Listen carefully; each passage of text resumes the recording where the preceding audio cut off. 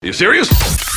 So there are plenty of ways to kill some time out there. Right now, you're killing some time with Marcus Bronzy. And me, Funk Butcher. Don't forget, we have a newsletter which we will send directly to your inbox, indicating when we have made a show, indicating when we are giving giveaways away, indicating when there's cool stuff to kill time out there with, and we might have a discount code.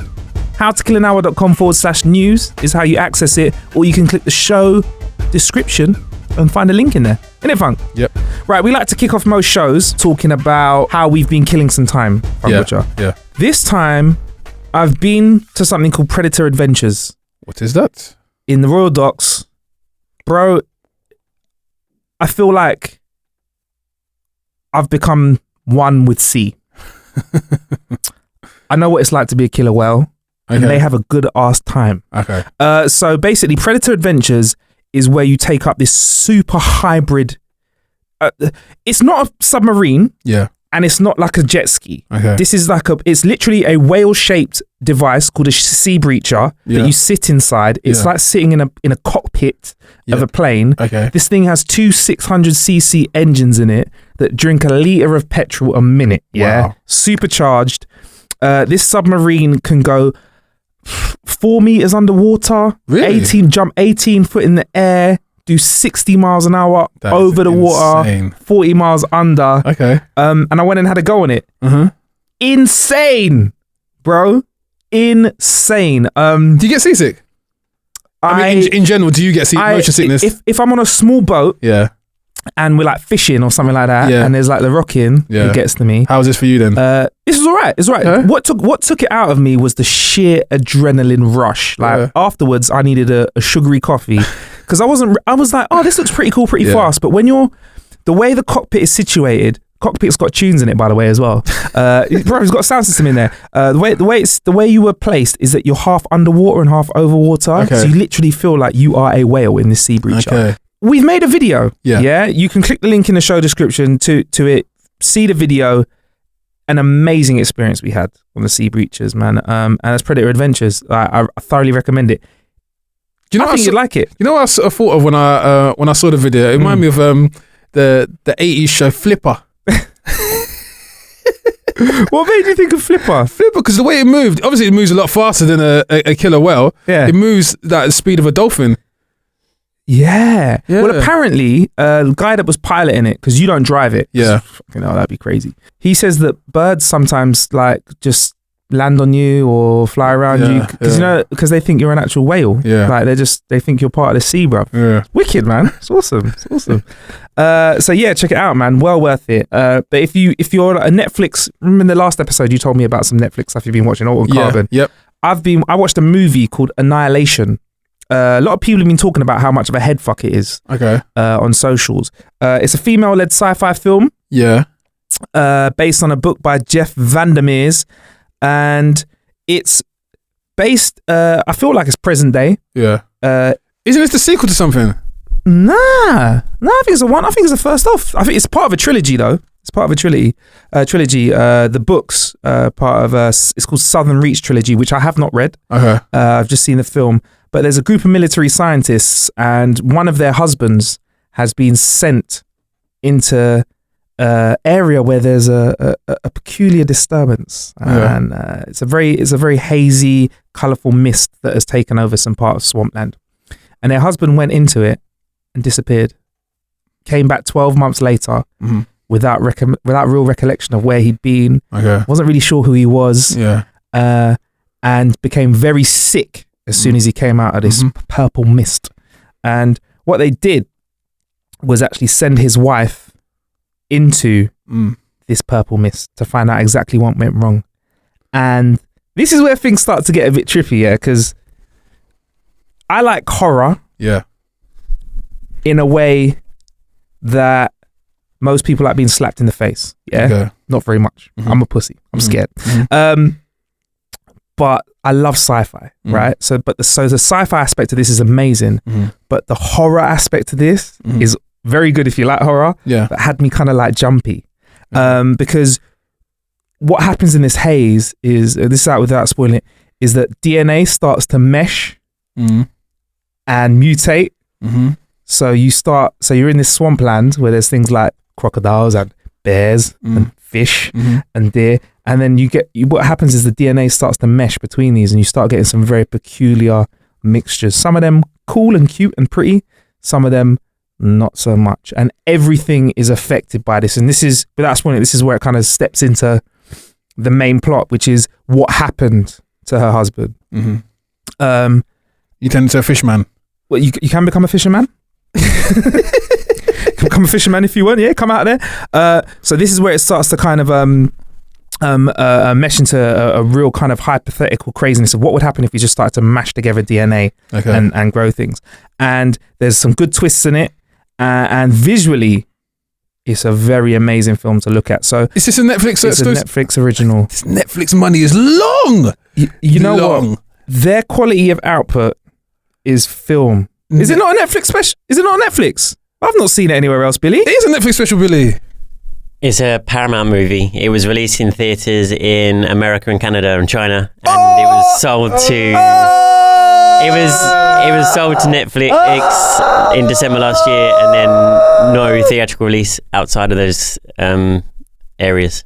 Really interesting. Why did they do that with this film? Maybe I should have. Why did it pan? So it's an exclusive, but kind of isn't. So did it not do well enough? Like, is it cheaper to do that rather than put it through the cinema? I think Netflix's money is so long. They were like, we like the look of it. Let's roll a dice and release it on our platform because it's going to hit eyes that haven't seen it. Netflix is surprisingly penetrative when it comes to audiences. I get that, but from a studio aspect that made this film Annihilation, they could have made more money at the cinema. Well, they didn't. I hadn't heard of it until it came on Netflix. So maybe it hasn't. It was never released. I never saw it in this country in the cinema. That's what I'm saying. Yeah, so it wasn't released here, but it was released in Japan and the US. Is what you said? America, Canada, China. So it was over there. America, Canada, China. Didn't do very well. So it didn't do Europe. So then Netflix said, I'll give you £50 for that, man. Do you know what this Netflix is becoming, though? Netflix is becoming the 2018 straight to DVD. Yeah. It is. But better, though.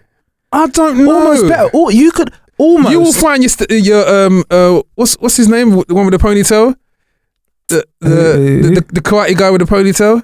Steven Seagal. Yeah, you'll find your Steven Seagal films on Netflix soon later. You know he's on Channel 5 and you have the whole back catalogue of Steven Seagal films. And you never knew Steven Seagal was working like that. Steven Seagal's filmography is crazy. It's crazy long. Yeah. Even though he's flirting with Putin these days, but it's crazy long. But he's going straight to DVD. But with Netflix, what they're doing very interesting things. So for example, they created Bright, which was the Will Smith film, which was a Netflix original. Awful. I liked it. I liked it. But anyway, past that. But they actually released that in cinemas as well, but it was a Netflix production. So they are flirting with cinema release. So if they're flirting in that direction, why wouldn't they find a film that if their buyer says, hey, you know what, this actually looks like quite a good film. Maybe it didn't get enough love or wasn't promoted right. Let's put it on our network and see how it does, and they get a real cheap deal. Say it costs them X to create a film, but then someone else has already created a film. They can offer them a quarter of it, take it, throw it on Netflix. Fuck it, works. And now, I mean, if I'm honest, I didn't hear about it until it hit Netflix, so it's kind of done a better job than the cinema has at promoting the film. Mad. We didn't hear about it. Yeah. I'm just wondering what is the business aspect of this, the model. How successful would this be for more film studios to actually go down this route?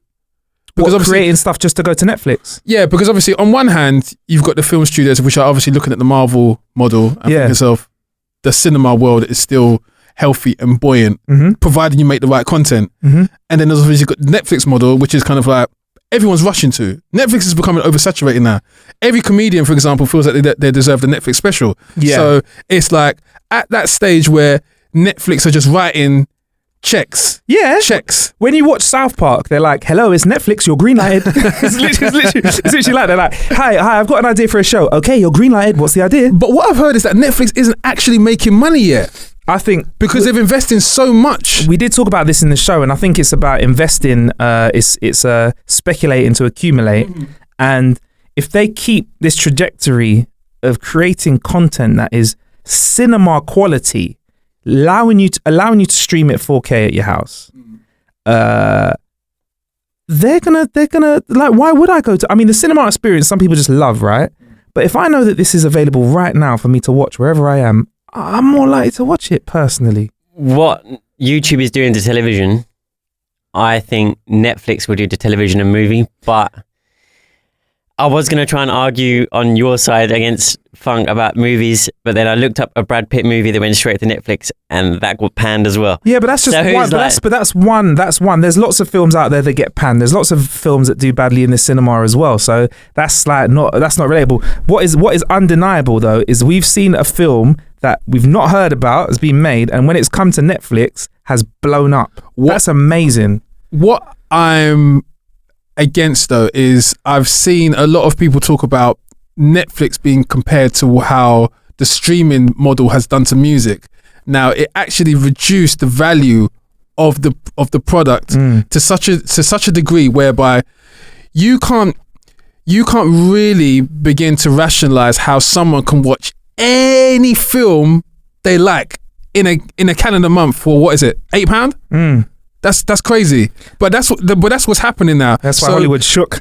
Of course it is. Yeah. So there's only so much like this can be sustained because, like you said, Netflix aren't making that money and recouping. If Netflix had, I don't know, they had actual screens, like you had like an Odeon which Netflix owned or whatever, and they bought into that. So there was some way they're actually recouping at the turnstiles actual money. Yeah, actual tangible. They're flirting with it. That's what I mean with Bright. They released that at cinemas as well. So they're testing, they're doing little tests. I don't think they will do in time because, as we know, what is going to happen soon with Disney? They're going to strike soon.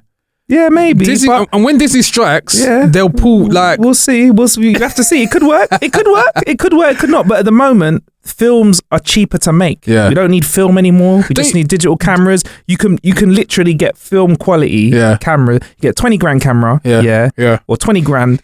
Yeah, and you can have a professional one camera setup for a day, with sound, and it can look very, very good. Yeah, could not do that before. So making a film is a lot cheaper. I mean, I'm like you, I like this dynamic because I'm always kind of like, I'm very cautious and cautionary. And we was at a stage a couple of years ago where we thought Apple could never be touched. Apple could never be touched. And then, unfortunately, a series of events, which obviously started with Steve Jobs dying, and now we're at a stage where we've got a MacBooks with no plugs in there. Nothing. MacBooks with no MagSafe. Yeah, MacBooks with no holes in there. So the next MacBook Pro... No keyboard. Yeah, the next MacBook Pro is going to have no keyboard and no charging port. You just use it once and you throw it away. Disposable MacBook Pro. But that's what I'm trying to say. Like, we always get to a stage where every brand has a shelf life. I never thought that BlackBerry would up and be gone in my lifetime. The same with Nokia. It will happen with Apple, and I think the same will happen with Netflix. So I'm just saying that the idea that Netflix is model of putting out content available for everyone at such a low price point is going to cause it some problems. But it's cheaper to make a film now.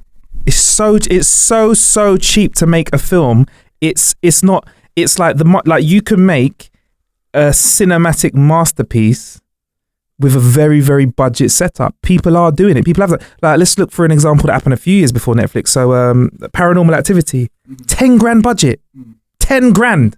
And that film, I don't know, can IMDb it, but the gross of it was clearly way more than 10 grand. Yeah. They ended up having a franchise out of it. So if you can make a film quality production for 10 grand. But the films that obviously generate the most income are of a specific nature and of a specific budget. So you can't make Lord of the Rings or Avengers Infinity War on your iPhone. So it's those kind of films which... Bright had some good effects on it.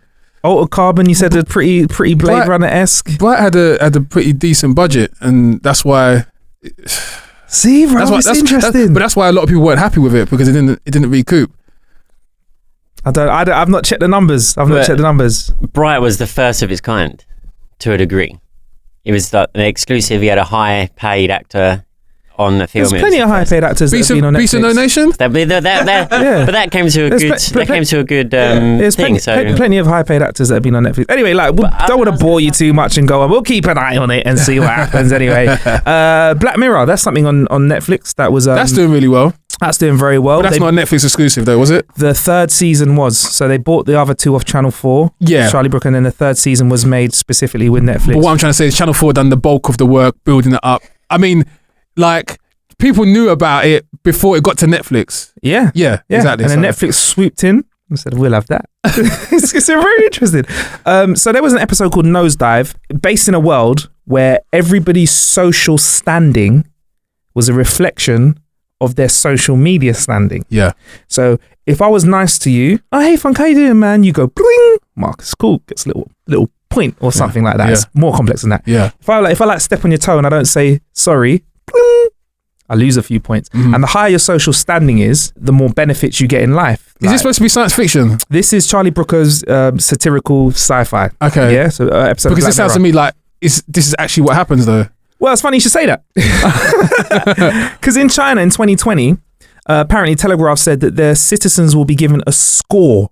The lowest of it being 350, the highest of it being 950. To get a higher score, you can do things like give blood, do charity work, send positive messages about China on social media, cancelling a reservation for something, or having friends with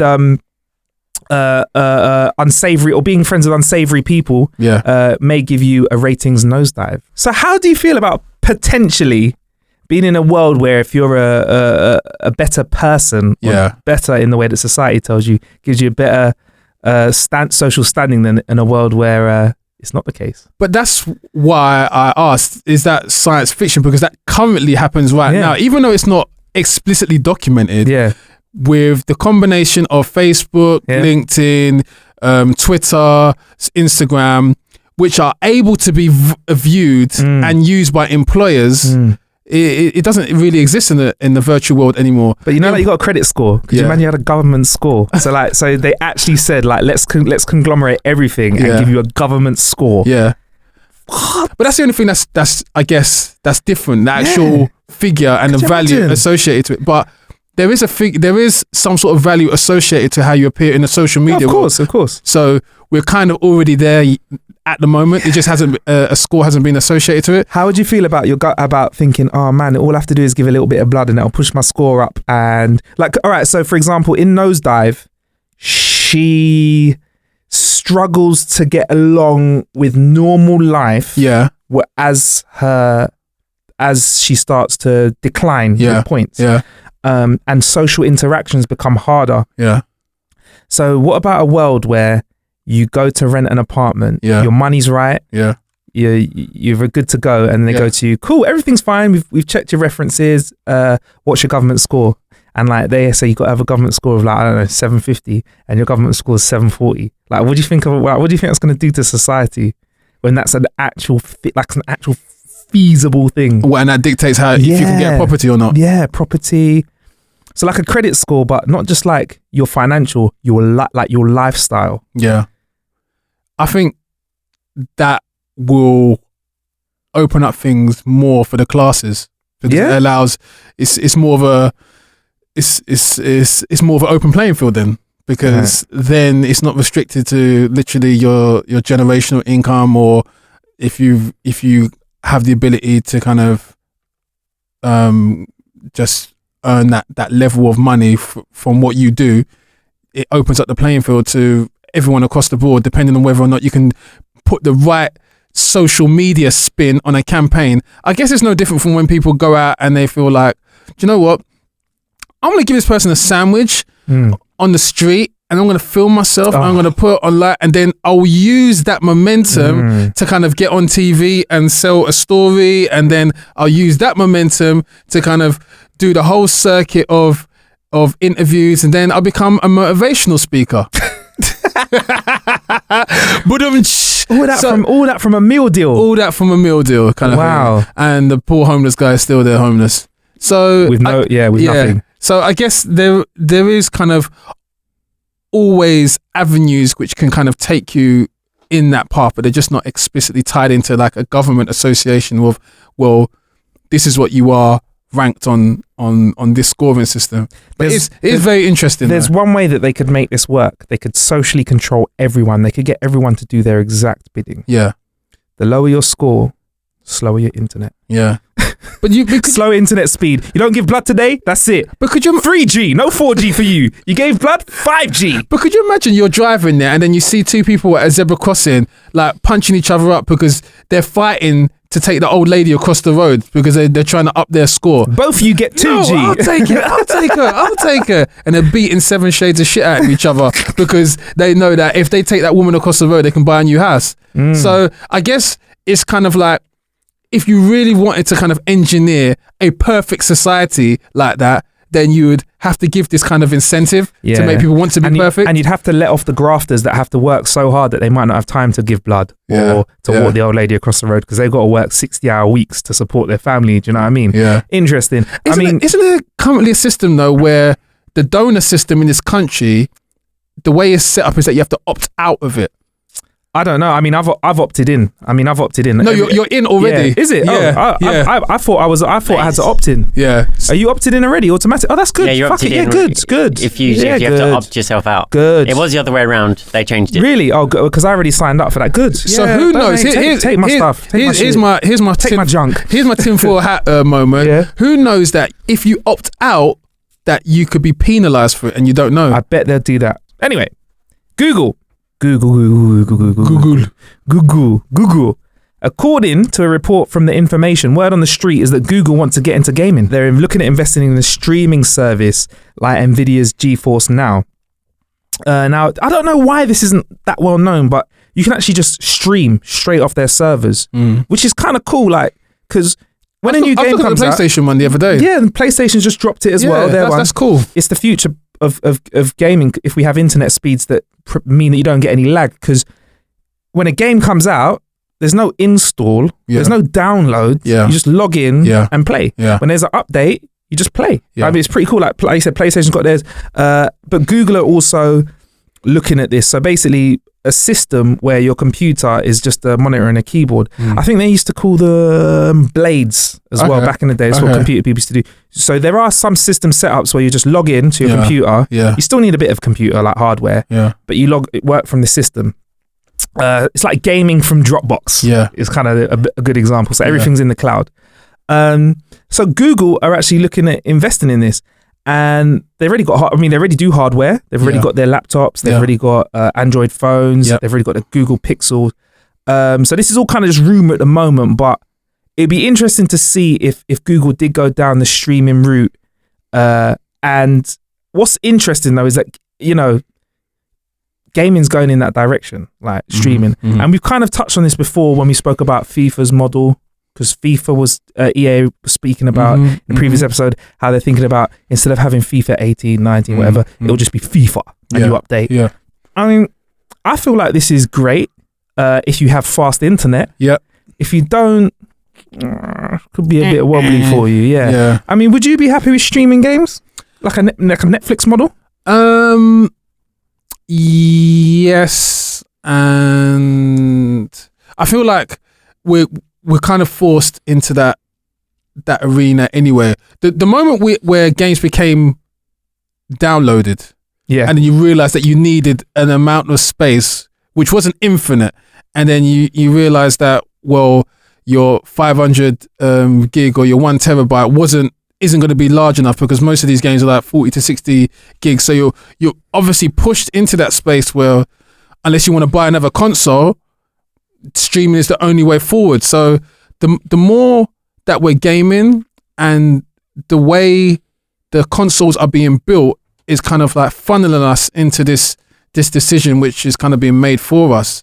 If they were making games consoles with huge like space capacity in there, 50 terabyte, then we wouldn't be having this conversation. But the fact that it seems like they programmed themselves for this in the expansion of their companies and their brands, where we're gonna start streaming from this centralized hub, which they again subscribe to and pay money. I want it. I mean, if there's not, you know what? I don't know about you. A pet hate of mine is when you fucking put on your console and you're like, I got hour of gaming I can do, and you go on it, you log on, and it goes, boom, update required. For fuck's sake. You do. You go for your update. It'll just be a small little patch. What? 10 gig? all right, cool. I got fast internet. So it downloads it. Then you update that, install it. And then all of a sudden, bruv, this happened to me. Yeah. Oh, my whole PlayStation needs an update. Yeah. And I can't get online. Yeah. So it's just like, I can do without that. I can do without that. I'll tell you what, though, you haven't factored in. You ever been gaming, where the whole PlayStation server shuts down? Oh man, and that's the problem. Yeah, if you're reliant on the internet for your whole gaming, no cartridge, you can't play. Like I've got certain games like with Hitman. You know Hitman. If episodic, you're it's episodic, and if you're not the designated driver, sorry, I had to say it. If you're not the designated user, like the subscription holder, you can't access it offline. So there's some games you can't play unless you have the actual physical copy. So it's a little bit like shouts to Jamie. Jamie said there's the same thing, that the only way you kind of retain some sort of control in this kind of this hurtling thing that we've got with the internet is to kind of retain your own platforms, i.e. your own website or howtocleanhour.com. Yep. Newsletter, howtocleanhour.com/news, howtocleanhour.com, funkbutcher.com. So if we're not Billy stands up when taking a shit.com and wiping his ass.com. If we're not doing that with our tangible products, I mean, if you like a brand enough, go out and buy it. Don't rent it. Streaming is renting it. You don't own it. You don't own it, and fundamentally that's the problem. If you like it enough, you have to be prepared to kind of understand that when they switch it off, you can't use it. I'm cool with it. Fuck it. I don't want another hard drive. Until you find something that you really, really like. Yeah, I don't think you'll be cool with it. Yeah, I love FIFA too much to kind of like. Do you know what? Be told as and when I can play it. Because then what are you paying for? Yeah, you know what? I just want a screen and a control pad. Moving forward, I want a screen, a control pad, a little Amazon Fire Stick kind of size thing to be my console. I can't be bothered. I just can't be bothered. Do you know what? I'll pay. Do you know what it's relatable to? Mobile phone networks. Yeah. And basically, they would charge people whatever a tariff, but then the tariff had to be relative to the amount of coverage they would have over a month. Otherwise, it wouldn't be fair. So if you're paying, let's say, I don't know what the PlayStation price is, tenner, isn't it? $7.99 or something like that. Yeah, but you only use it for like a week of the whole month. You're able to kind of play the games. That is low. That's not value. Of course that's true. That's not value. But if you're like an everyday gamer, kind of go like gym could go the other way. If you go gym every day, and your gym membership is £100 a month, you're actually only paying £3.33 if you go every single day, which isn't crazy. If you go twice a month, you're paying £50 a day. I get what you're saying. I mean, for me, I like technology, but I like having less. Less is more. I can really do with just having a living room where it's a TV, a little thing, and cross-platform gaming and stuff. And what might happen is if this technology, like if someone because Xbox are working on it, but if someone like Google creates something that is just out there that everyone can plug into, they could kill Xbox and PlayStation, because you could have a game like Fortnite just to say, you know what? It's on the cloud.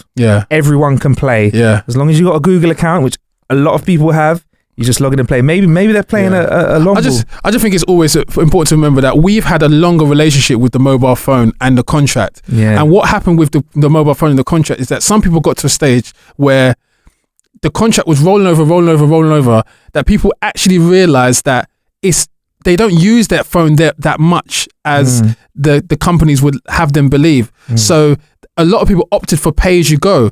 So because we haven't gone through that experience we're still in pay as you go technically. Exactly. Okay. So because we haven't gone through that experience yet with the gaming thing, us being tied into a rolling contract when we actually don't play games every single day, we'd actually realize that we're losing value for money.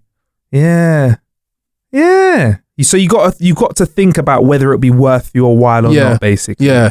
Okay, makes sense. Because I mean, when I looked at the PlayStation 1, I said this is an amazing concept, but when I looked at the titles, the new titles won't be on there on launch. It's all the back catalogue. PlayStation 3, PlayStation 4. Okay, cool. The moment you have an online streaming service which gets an exclusive, you're right. That's where it could be a real big change. Like for example, say like it's a sensation at this moment in early 2018, Fortnite. Imagine if Fortnite dropped and it dropped on a new sort of Google streaming service that you could access, and it was like $5 a month or whatever. You just need a control pad and a computer, a bit of tech. Everything's on the server. Yeah. And you know what? We're getting close to it. Fortnite's available on mobile. Yeah. So yeah, man. Yeah. And it's also Bill knows as well. If you just have your Fortnite sign in, and it's the same thing for iOS. So it's all of your data from your other play, from where else you play, is on your phone.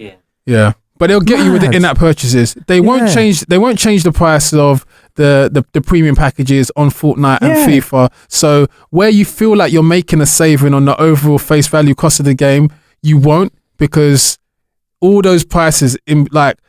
I checked Fortnite. There's a package on there that's £120. Yeah. But with that, it's not like that's it. You have to pay anything else from that point onwards. You will still have to pay for things, including your internet usage from that point onwards. So it's a little bit of a red herring. I don't know, man. I feel like it's worth it. It's a little bit like when you go to the car showroom and they give you the price of the car. This car is 14 grand, sorry, on the road. Okay. But to leave the showroom, you need insurance, you need road tax, you need this, you need that. So all these hidden costs are not actively factored in to that price. Yeah, but you don't have to pay for those extra bits. But with a car, I know it's like picking holes in it, but with a car you have to have those bits. With Fortnite, you could just pay, it's free, and you could just pay nothing and play the game as you want, but those are extra bits. You get the second part of the game, which is some other game mode that not a lot of people play. But you don't have to pay for the skins or the dance things. You don't have to. If you're like a diehard gamer, then you're going to pay that money. But that might be the way, like as Marcus was saying, that might be the way games are going. Games might be free, but then they'll just earn a killing on the in-app purchases. All these obsessed people will pay for it. But what I'm saying is, for the price that you're paying monthly, surely those things should come for free, because you'll be paying more. If you're on a cloud based, if you're on a cloud game, all right, I get what you're saying. So for funk's saying, if you're on a cloud gaming server, you should get more for your money. Exactly. We'll see. I mean, like I said, Google's now on cloud gaming apparently. Xbox is deep in it. PlayStation's released theirs. Nvidia really were the pioneers of it, because they've been offering this for a couple of years. Early on in How to Kill an Hour, we had Nvidia Shields and they've had the online streaming since then. So yeah. Very interesting. We will see how it goes. I hope they don't get rid of the CD version, the physical version of games, though. I hope not. Just to allow, it's just like when DJing in CDJs. No one really uses CDs in the CDJs anymore. I can't wait for the article. There's been a resurgence in actual computer game sales. CDs are on the up. Yeah, it'll happen. Yeah, it'll happen. Are you ready to be scared by AI? Because I in the past have kind of debunked a few kind of rumors that Skynet is here. Yeah. But virtual assistants and chatbots aren't the most intelligent beings around at the moment, Funk. That's because they lack one thing. It's common sense. They lack common sense that we have as humans. An example of how you could fuck with AI is if I said to you, how many lemons are on an apple tree, you'd be like, bruv, what the fuck are you talking about? This doesn't make sense. Whereas if you say it to a certain AI, you just get weird answers. It gets confused. Yeah. Anyway, this is about to change. Researchers at the Allen Institutes for AI, aka the AI2, have come up with a brand new test. This test is called Arc Reasoning. Now this will determine whether artificial intelligence has the ability to learn common sense by testing its understanding of the way that our world operates. So the easiest way to explain why machines that have common sense is as follows. They follow. When we see a problem or face with problems, we use common sense to fill in the gaps, right? But computer programming doesn't currently have the capacity to fill in the gaps. They use things like logic trees, which is if someone says this, we go down this direction. If someone says that, we go down that direction. There's no middle way. Exactly, yeah. They can't see a problem, pull information from different areas and fix it. So for example, we might see a cat fell out of a tree and is limping. And we know that if we might have fallen out of a tree when we're young and we're limping, we broke our legs. So, the cat might have broken its leg. Not as easy for computers to work that out. But you know what it is though, isn't it? Because shortcuts are derived from intrinsic laziness. Like humans develop shortcuts because they're lazy. They don't. If there's A to Z, the reason why they'll go around it is because they're lazy. Now, a computer doesn't have that notion of work rate and can't get tired and exactly, or energy spent. So it's never really going to calculate a shortcut or a third way. So if we did give a computer like common sense, how long till we don't exist? What would happen if you gave a computer actual common sense? They'd kill us. Really? Yeah.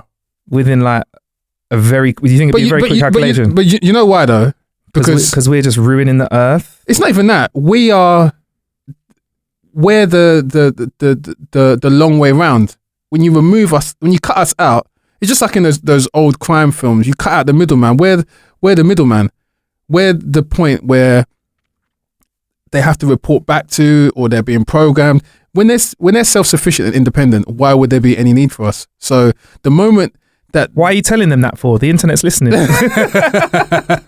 They know. Look at what happened with those two robots and they started speaking in code. Oh yeah, that again. Oh yeah.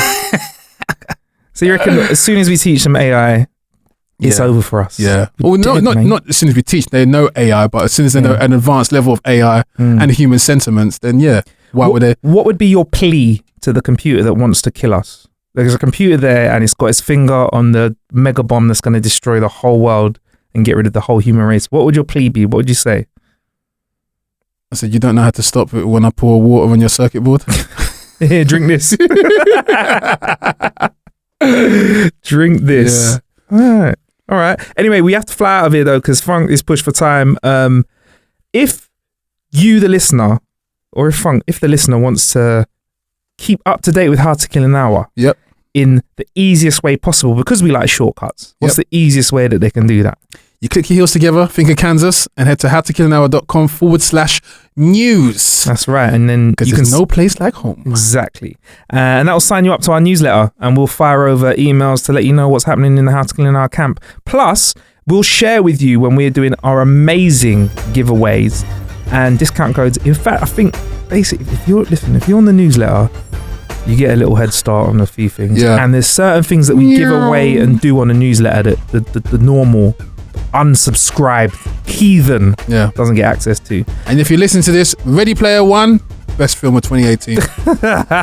Right, I've been Marcus Bronzy. You can find me on social media at Marcus Bronzy. I've been Funk Butcher. You can find me at Funk Butcher everywhere. Cool. And obviously How to Kill an Hour as well. Plenty of ways to kill some time out there. Thank you for killing some time with us. Peace.